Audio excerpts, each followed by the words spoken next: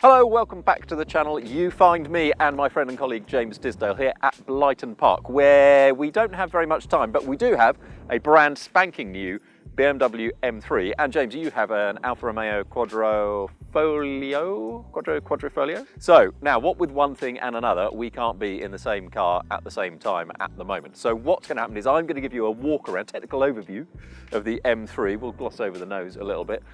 Then we will both drive the cars. I'll say what the BMW is like. James will say what the Alfa is like. And at the end, we will have a chat and decide which is the finest super saloon in the world. Okay, so to the new M3. Just don't look there.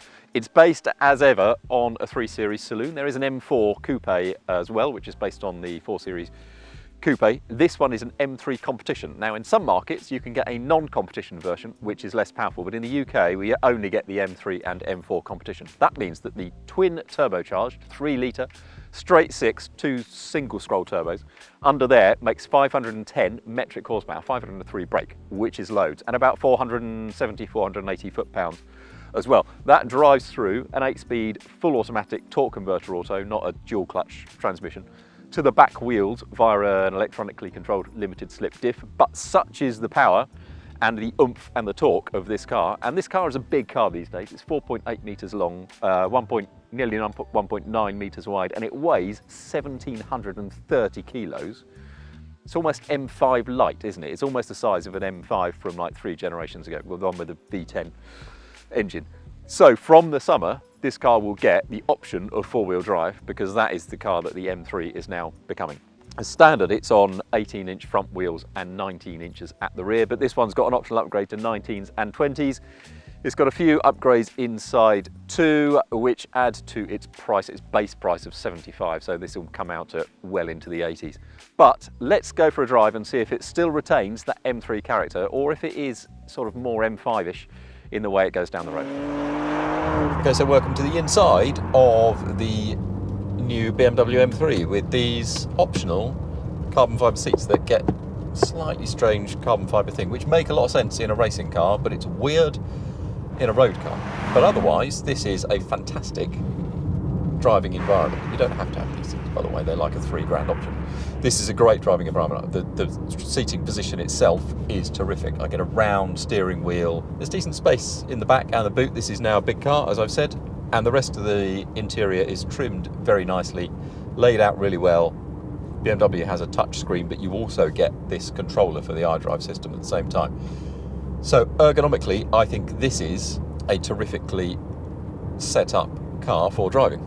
But the important stuff is stuff like the setup and M mode that allows one to change between road, sport and track, or in fact full mode control yourself from engine, chassis, steering and brake. You can put into individual modes. So I'm going to put that into manuel. Steering is actually relatively light by the standards of a lot of sports cars.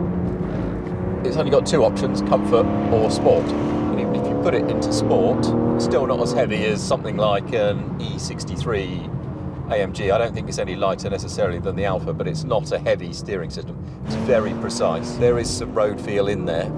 At the moment, it's got ESC on, as you may be able to sort of see it grabbing. So let's turn that all the way off. So that's about 3,500, 4,000 revs. The engine's got plenty of urge, no real lag to speak of at these revs. It's well controlled. Chassis is at the moment in comfort, so there's a little bit of lean.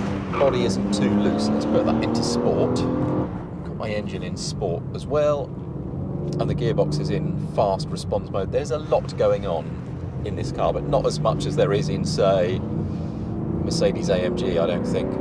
It's just got a really nice balance. Even though the steering's not that heavy, you do get sort of road feel through, because these seats are figure hugging and the chassis is quite well tied down. To move to Sport Plus for even firmer tying down, you get a feel through the seat of what the car is up to. Right, so let's extend the engine in a second.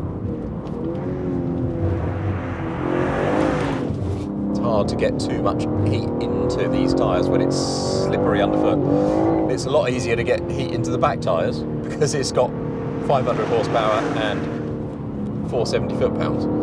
Also gets 2 options of brake pedal feel. I don't think it really needs 2 options of brake pedal feel.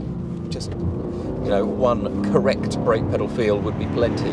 To its credit, it does not feel like a 1730 kilogram car. And partly that's the fact that it's really fast. And I also think partly is the fact that steering is quite light and responsive in the same way that a Ferrari V12 doesn't feel its weight. This doesn't feel as heavy as it is because it responds so well to sort of modest effort steering inputs.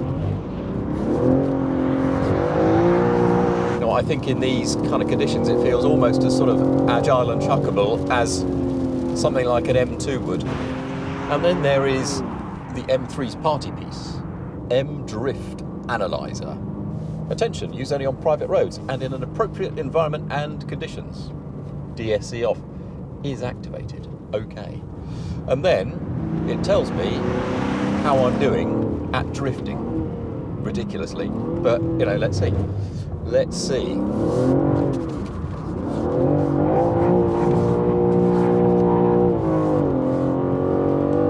So the trouble is I want to look at that and look at my drifts at the same time. Last drift, 4 stars, 5.8 seconds, 129 yards with a maximum drift angle of 22 degrees. 4 stars. I'll take that for my first effort. Obviously, on the road, you can't use it. You go on a normal track day and they don't like it if you do drifts either. But I guess if you live somewhere where you have access to a frozen lake, or you have sort of private track days or an airfield day or something like that, well, or even probably a BMW driving experience, which I guess they will lay on for some owners.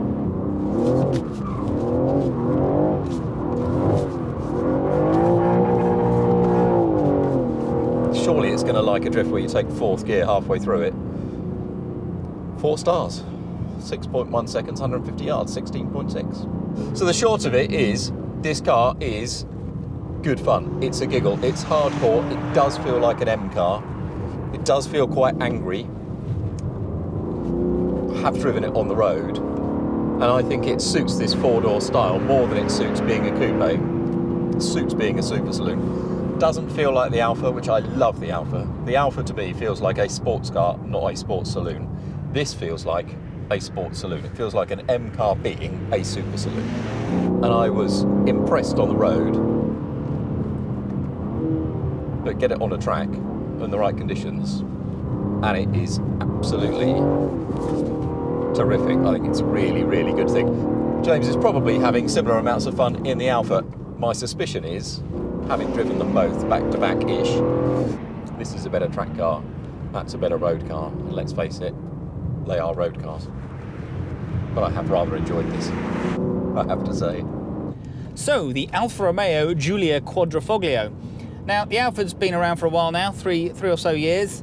It's had a facelift, but not an actual facelift, because, as you'll see on the exterior shots, just look at it. It's gorgeous. I mean, compared to the BMW, this thing is beautiful. And if you walk into a showroom and you look at the Alfa, and you look at the BMW, and you walk out with the BMW, but that's just showroom appeal.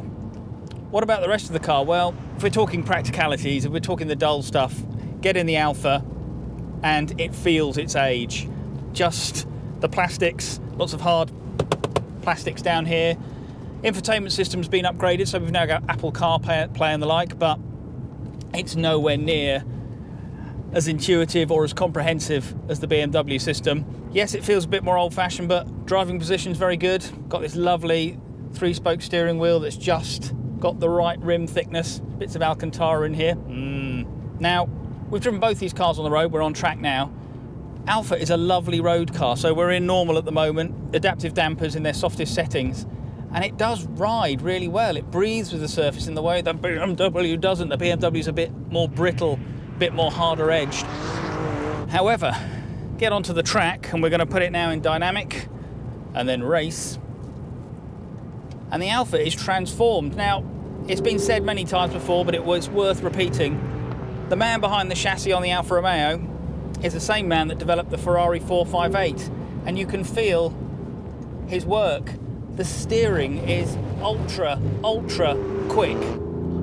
Quicker even than the BMWs. It's really nervous at first. You have to calm your inputs. to stop yourself oversteering into every corner.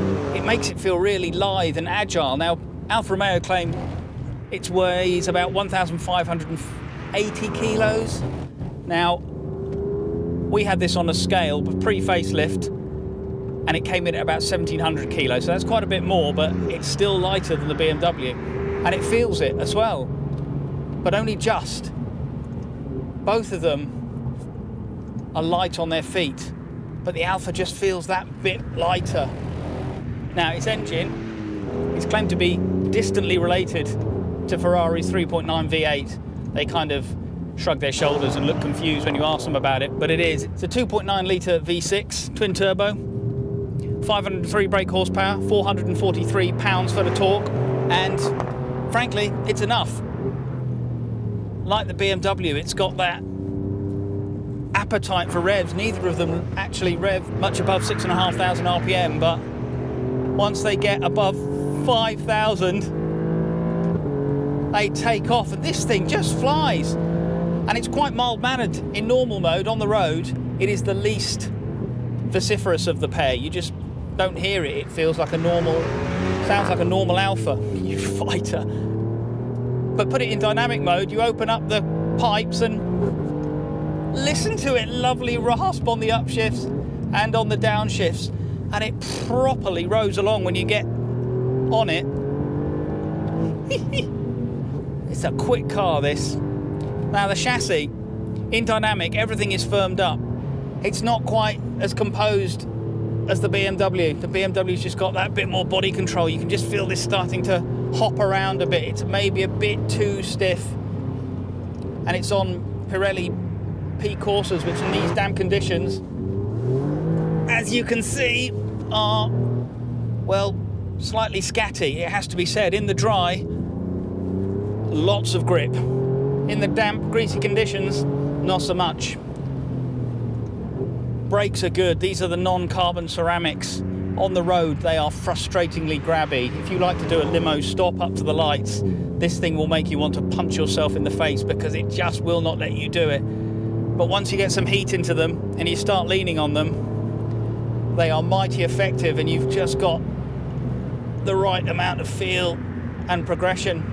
8-speed auto, like the BMW, but it's got these lovely long paddles.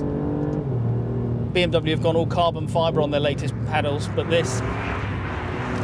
these are much nicer. Look at them. They look like they're straight out of, I don't know, a Ferrari. This thing, the balance, as I say, the steering is really quick, and frankly, it doesn't quite have the BMW's feel. The BMW lets you know what's going on, allows you to load up the nose slightly more progressively. This is much more sudden. As I say, you need to measure your inputs, but it gives the car great agility, and you can just play with the balance. As I say, the tyres in these conditions aren't good.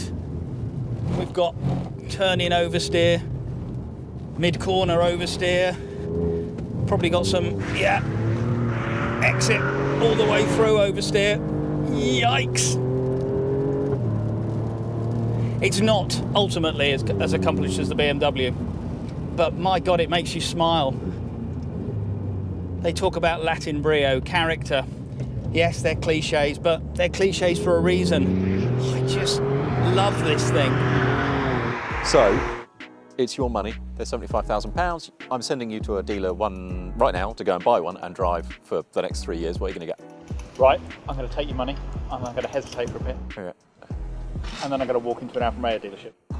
The shock verdict, as am I actually as well, I agree. The BMW edges it on track, but the Alfa overall for me is a nicer thing. Now, the Alfa Romeo Giulia Quadrifoglio is the greatest super saloon in the world according to us, but my colleague Matt Saunders is over there. He's writing up this story, which also includes an E63 AMG for Autocar magazine. And it'll be on autocar.co.uk shortly after that. Will he agree? Who knows? But anyway, you can find out soon on there. Join us again, because we've got an M4 video coming soon, and we've got other stuff, reviews, news, yada, yada, yada. So we'd love an up thumb and a subscribe, and we'll see you next time.